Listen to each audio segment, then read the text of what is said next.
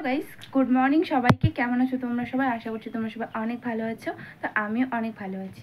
তো আজকে সকাল সকাল ঘুম থেকে উঠে পড়েছি। সকাল সকাল বলতে ডেলি যে টাইমে ঘুম থেকে উঠি তার থেকে একটু আগে উঠেছি আজকে। উঠে সংসারে যেগুলো বাসি কাজ থাকে তো সেগুলো আমার করা কমপ্লিট হয়ে গেছে। কমপ্লিট হওয়ার পরে আর আমাদের বাড়িতে যেহেতু সকালবেলা রান্না হয় তো ওই জন্য আমি সকালবেলা গ্যাসে ভাতও বসিয়ে দিয়েছি। আর মা গেছে একটু আমার ছেলেকে নিয়ে দোকানে গেছে, কিছু জিনিস কেনার আছে, তো সেগুলো ছিল না, তো ওই জন্য আমি পাঠালাম মাকে। তো মা আর আমার ছেলে গেল। আর সকালবেলা ঘুম থেকে উঠে পড়েছি, কিন্তু আমার এখনও ঘরের দেখতে পাচ্ছ মশারি টাঙা আছে, মানে ঘরের বিছানা এখনও গোছানো হয়নি। তো এখন বিছানাটা গুছিয়ে নিব, তারপরে কি করছি তোমাদেরকে দেখাবো। তোমরা কিন্তু ভিডিওটা কন্টিনিউ দেখতে থাকো। আর অবস্থা দেখো, বাবু মানে ঘুম থেকে ওঠার পরে বিছানার এই হাল হয় আর কি। আর সারাদিনে যে কতবার বিছানাটা গোছাতে হয় মানে কি বলবো তোমাদেরকে। তো আমি বিছানাটা গুছিয়ে নিই, তারপরে তোমাদের সাথে কথা বলি। তো আমি দেখতে পাচ্ছ বিছানা গুছানো কমপ্লিট হয়ে গেছে। এখানে দেখতে পাচ্ছ যে এখানে ব্ল্যাঙ্কেটটা কেন দিয়েছি, কারণ আমার ছেলে এত দুষ্টুমি করে আর ওই জায়গাটা ফাঁকা, মানে খাটের ওই জায়গাটা ঠিক মতো অ্যাডজাস্ট করছিল না। তো ওই জন্য এইখানে ব্ল্যাঙ্কেটটা দিয়ে দিয়েছি, কারণ জিনিসপত্র যা পায়, ফোন মানে হাতে যা পায় সব কিন্তু এটা দিয়ে আমার ছেলে ফেলে দেয়। ওই জন্য আমি এটা দিয়ে দিয়েছি এখানে, যেন এটা না ফেলতে পারে। এখন বাজে সকাল 7টা, আর বাইরের পরিস্থিতি দেখো, মানে কত রৌদ্র আর গরম। অবশ্য আমাদের বাড়ির সামনে মাঠ, তো মাঠে সকাল বিকাল সবসময় হাওয়া আসে, মানে যেটুক হাওয়া আর কি হয়, তো আমরা হাওয়াটা পাই। দেখতে পাচ্ছ যে পুরো মাঠ বাড়ির সামনে, সকাল বিকাল যেটুক হাওয়া হয় আমরা কিন্তু হাওয়াটা উপভোগ করতে পারি, কারণ আমাদের বাড়ির সামনে মাঠ, খুব সুন্দর জায়গা। আমার তো বেশ ভালো লাগে এই জায়গাটা। বাড়ির সামনে দেখছো ধান লাগিয়েছে, আর ধান হয়ে গেছে প্রায় অনেকটাই, বড় বড় হয়ে গেছে গাছগুলো, আর এই পুরোটাই ধান লাগিয়েছে। ভাত বসিয়ে দিয়েছি, আর ভাত এখনো আর কি ফেনা হচ্ছে হালকা। তো ভাতের ঢাকনাটা সরিয়ে নিব, নাহলে গ্যাসে জল পড়ে পড়ে এখানে জল জমা হয়ে যাবে। এই থালে আছে কালকের রুটি, এই যে আছে, কালকে রাত্রে বানিয়েছিলাম, খাওয়া হয়নি, কিছুটা খেয়েছি, থেকে গেছে এগুলো। আমার না মেন কথা বাসি রুটি ভালো লাগে না, মানে শক্ত শক্ত কেমন জানি হয়ে যায়, কিন্তু রাত্রেবেলা রুটি বানালে সকালে সেই রুটিটা খাওয়া যায়, কিন্তু আমি খাই না। আজকে বাড়িতে নিরামিষই কিছু রান্না হবে, কারণ কালকে মাছ খেয়েছি, আর ডেলি ডেলি মাছ আমার তো ভালো লাগে না খেতে। একদিন দুই দিন পর পর ঠিক আছে, তো কালকে খেয়েছি না, তাই আজকে মাকে বললাম যে না, আজকে নিরামিষই রান্না করব। একটা কথা, আর তোমরা কারা কারা সবুজ চুড়ি পরেছো দেখতে পাচ্ছ, আমি পরে নিয়েছি। আর এই চুড়িগুলো যেগুলো এমনি কাচের প্লেন চুড়ি হয় সবুজ চুড়ি, তো সেগুলো না, একটু ডিজাইন করা দেখতে পাচ্ছ। আর এগুলো নিয়ে এসেছে আমার শাশুড়ি মা, এবার রথযাত্রায় গিয়েছিলো পুরীতে, তো সেখান থেকে নিয়ে এসেছে আমার ননদের জন্য। আমার ননদও গিয়েছিলো, তো ওর জন্যও নিয়ে এসেছে, আমার জন্য নিয়ে এসেছে, আমার শাশুড়িও নিয়ে এসেছে। তো আমার শাশুড়িগুলো একটু আলাদা, আর এই ডিজাইনগুলো আমি পরে নিয়েছি দেখছো। আর এখন আমি চলে এলাম রান্নাঘরে, বাবুর জন্য রান্না করব হলো ডালিয়া। ওকে সকালবেলা আমি ডালিয়া রান্না করে খাওয়াই, তো ওই জন্য আমি চলে এলাম রান্নাঘরে। আর এখন আমি কেটে নেব গাজর, আর দেবো আলু, আর বাড়িতে ছিল একটা কলা, তো ভাবছি তিনটে মিলে একটু একটু করে কেটে তারপরে ডালিয়ার মধ্যে দিয়ে দেবো। তো ওই জন্য এখন গাজরটুকু কেটে নিচ্ছি, দেখতে পাচ্ছ।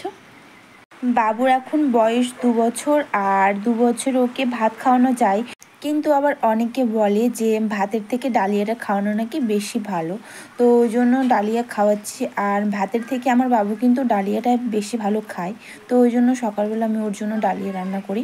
আর রাত্রেবেলা ওকে অন্য কিছু খাওয়াই, ও রাত্রে অন্য কিছু বলতে রাত্রেবেলা ভাত খাওয়াই, দুধ দিয়ে ভাত খাওয়াই। ও দুধ ভাতটা অনেক ভালো খায়। তোমরাও কিন্তু তোমাদের বাচ্চাদেরকে রাত্রেবেলা করে দুধ ভাত খাওয়াতে পারো, একদম ভাতটাকে ভালো করে মেখে দুধ দিয়ে খাওয়াতে পারো। আর তোমরা চাইলে সবজি ছাড়াও কিন্তু ডালিয়া রান্না করতে পারো, কারণ সবজি ছাড়াও আমি ডালিয়া রান্না করে দেখেছি, বাবুকে খাইয়েছি, অনেকটা টেস্ট লাগে খেতে। তো তোমরা কিন্তু সবজি ছাড়াও রান্না করতে পারো। ডাল দিয়ে, আর আমি তেমন ডালিয়াতে তেমন কিছু দেই না, শুধু ডাল দিই। ডালটা দিবে কিন্তু মুগ ডাল, আমি মসুর ডাল দিয়ে রান্না করে দেখেছি, মসুর ডাল দিয়ে অতটাও টেস্ট হয় না। তোমরা মুগ ডাল দিবে, মুগ ডাল দিয়ে বেশি টেস্ট লাগে খেতে। আর এখানে দেখতে পাচ্ছ সবজিগুলোকে কেটে রেখে দিয়েছি, আর এদিকে মা বাজার করে নিয়ে এসেছে ডাল। মা বললো ডাল রান্না করতে, তো ওই জন্য ডালটার পাশেই রাখলাম, ডালটা রান্না করব।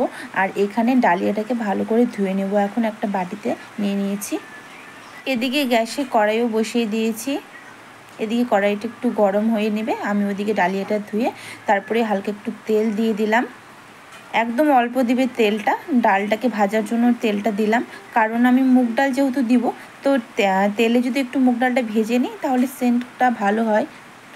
তো ওই জন্য একটু হালকা তেল দিয়ে দিলাম, দেখছো। তারপরে এখানে দিয়ে দেবো মুগ ডাল।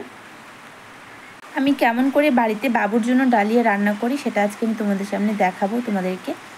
জানি অনেকে অনেকভাবে রান্না করে, তো আমি যেভাবে রান্না করি সেভাবেই দেখাবো তোমাদেরকে। আমি যেভাবে রান্না করি সেভাবেই কিন্তু বাবু অনেক ভালো খায় ডালিয়াটা। তো দেখতে পাচ্ছ তেলের মধ্যে দিয়ে দিলাম ডালটা, মুগ ডাল।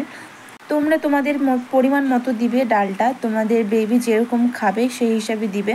তোমাদের বেবি যদি ছোট হয়, অনেক অল্প খায়, তাহলে তোমরা মুগ ডালের পরিমাণটা কমিয়ে দিবে। আমার বাবু যেহেতু 2বার খায় আর 2 বছর বয়স, তো ওই জন্য একটু বেশি করে করি। তো ওই জন্য আমি মুগ ডালটা দিলাম এই পরিমাণটা, দেখতে পাচ্ছ। তো এখন একটু লাল করে ভেজে নেব। খুব লাল করবে না, একটু বাদামি বাদামি কালার হয়ে আসবে তখনই তোমরা ওর মধ্যে দিয়ে দিবে হলো ডালিয়া। এখন দিয়ে দেবো ডালের মধ্যে ডালিয়াটা, দেখতে পাচ্ছ ধুয়ে রেখে দিয়েছিলাম পাশে, দিয়ে দিলাম। এখন লাল করে ভেজে নেব।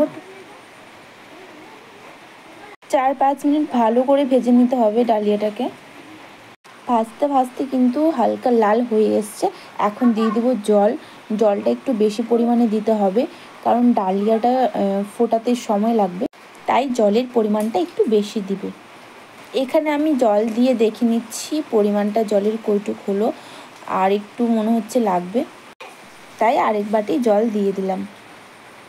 এদিকে জলটা ফুটবে আর বাবুর জন্য একটা আমি লঙ্কা কেটে নেব এখন। আর একটা লঙ্কা, তো একটা লঙ্কায় তেমন ঝাল হয় না, তবু একটা লঙ্কা দিই ডালিয়াটার স্বাদ আনার জন্য।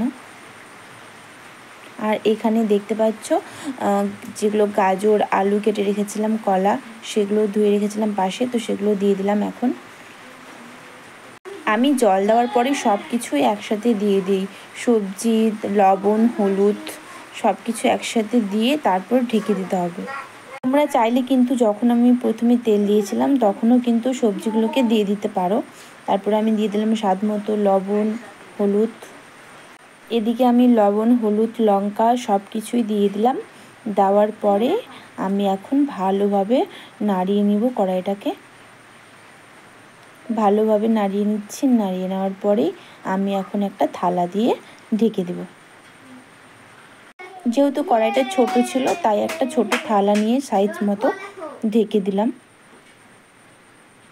আর ঢেকে দিয়ে তোমরা গ্যাসের আঁচটা একদম হালকা কিন্তু কমিয়ে দিবে। কমিয়ে দিয়ে তোমরা 30 মিনিটের মতো ঢেকে রাখবে। রাখার পরেই নামিয়ে নিলেই হয়ে যাবে